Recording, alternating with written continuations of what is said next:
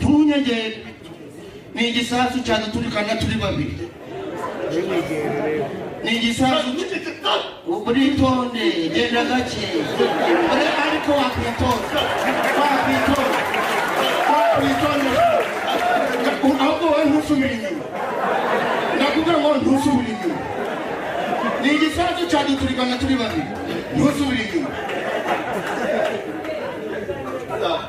Ngo narebe udutoki ni ikikoki. Nahitanye ku kagori ngo ndi kurwana amazi. Uri kujahe garuka hano. Garuka hano.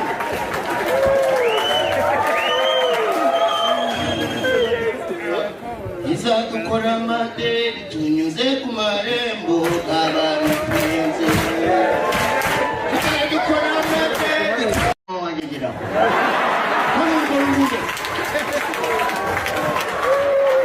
Urandeba ndagihekeye. Dari nyuma. Komeza cyano anyura hano kwanza. Cyano tibure hasi. Umuntu icyo kirundo ari kurukungiye kurasana nani. Ugiye kurasana nani. Chimerese. Cyangihekeye. Gihekeye. Mbwira nje nagihekeye. Wewe nande. Ngaje imbere rero nguyobora. Birabishimo byose mwasize mutogoshije byose. Chiragi safura murachima ngigenjeni. Hamu numwe kusani.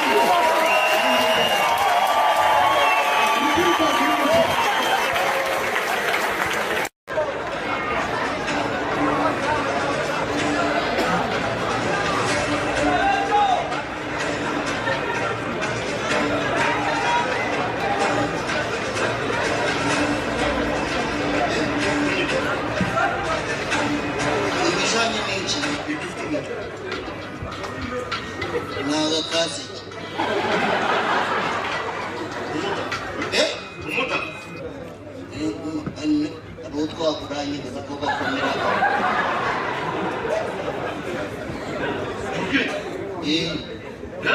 Yego.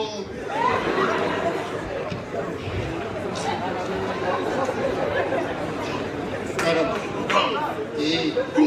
Kubyu. Ndi kurugamba.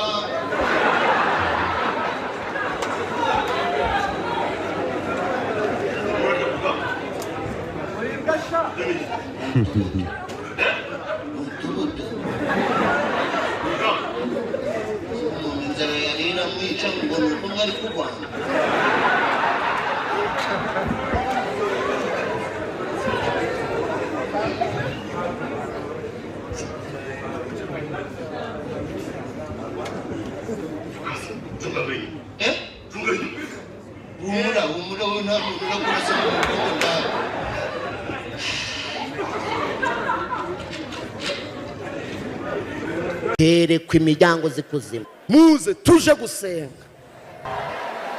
Simbuka ja mu birere.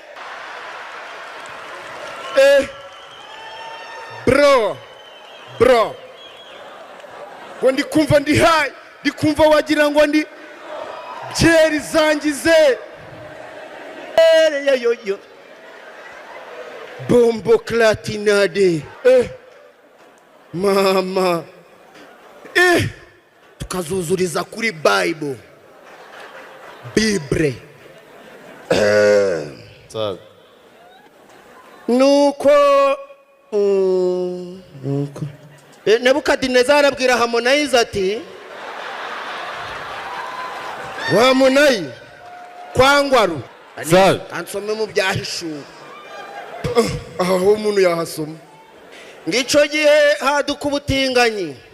Buriyane. Sawa. Birasobanye cyane. Abukekwaho bikabije. Ariko menya muri kunyakura sha. Muri kunyakura ba patoro. Sawa. Wera gusa. Sabi. Ibi ngibi.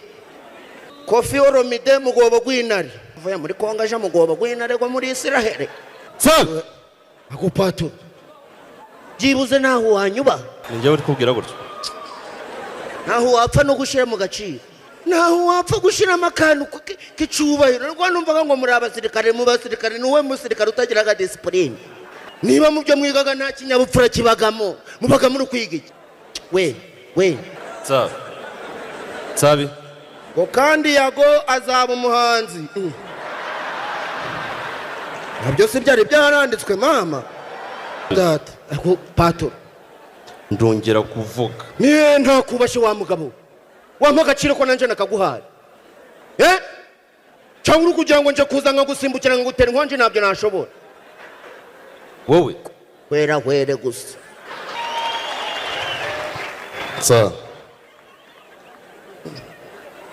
ninjye uri kumenyera abozi uri kugira ngo hari sinkibi nasomyeho harira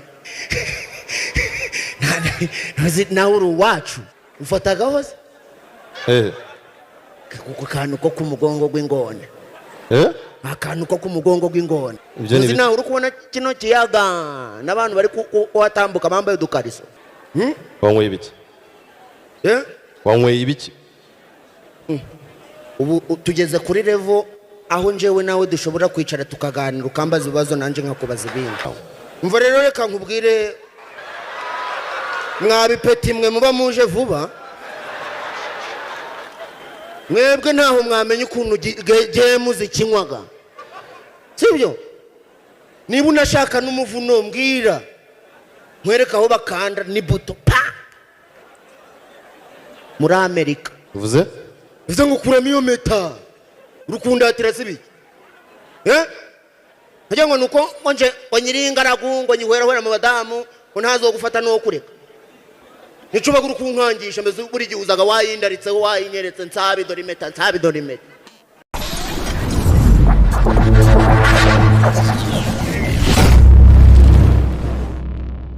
niteguye mu bushobozi Imana kuzakubyarira abana bose wumva ushaka kuko ndagukunda mburi kintu nagukorera sinzagukundiraho undi muntu John ndi gusafaringa John naragusize mpera kuri zero John nta gupfura ugira ni njyewe ubuzi ndagukunda ngo nzakubyarira abana igihumbi ngo Yesu we ngo ndagukunda nahise mbona ko Eva yakurikiyeho John amafaranga tugendeye kubiri kuvugwa ku mbuga nkoranyambaga nta gitangaje yo kuba wabona Eva ejo bundi mubonye indege imugaruye mu Rwanda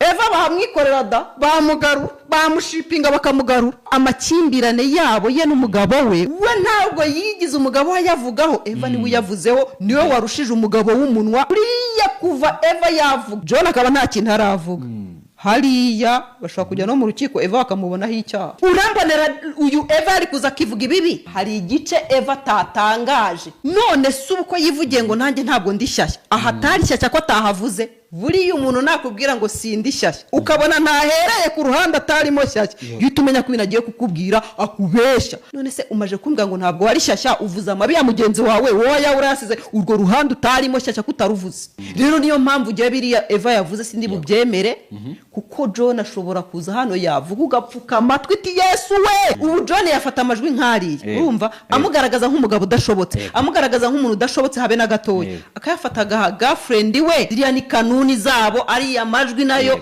nyirasafari yagize ati mvira mu rugo ati ndakwihanije ndakwibujije ari mu Rwanda John katumamagare twumve John Hello Slim Jesus. Yes, reka mbahereze ikaze bakunzi bacu mbasuze mbifurize kugubwa neza aho muri mwese impande zitandukanye z'igihugu. Turi tariki ya mbere z'ukwa munani. Ego Kigali zuko umwaka warangiye we. Ejo ndi dutangiye umwaka none urashize. Uyu ni umunsi rero w'aba girlfriend n'aba boyfriend.